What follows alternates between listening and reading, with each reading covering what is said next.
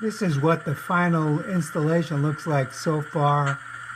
I've got the capacitor. It's on some double-sided tape there, and insulated from the body.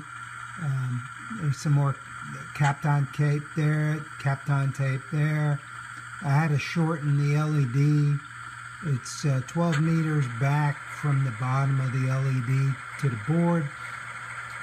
Couldn't figure out how to fit the cab seats back in there. Looks like maybe the install of the LED, the way I did it, makes it a little too high. So I'm not going to really worry about it. I can't see the cab anyway. It's too small. But that's what it looks like right now. I'm going to put the cab on and we'll run it again.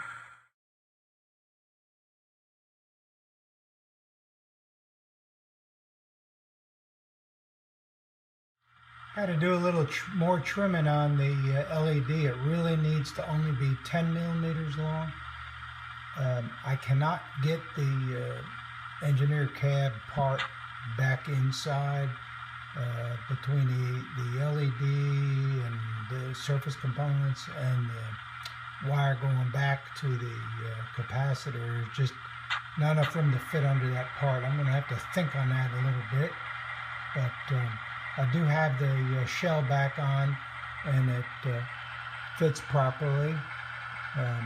I'm back still working on my staging level because I don't have my other circuit breakers running, but give you an idea again, this is I just still got to put that front coupler on. It's such a pain, but I think the engine sounds pretty good.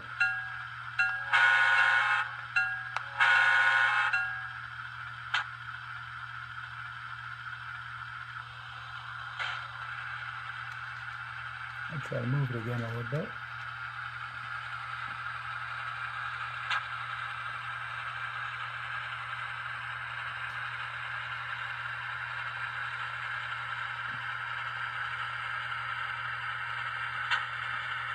Still needs to be adjusted just like that E8. I just put them in, I haven't adjusted it yet.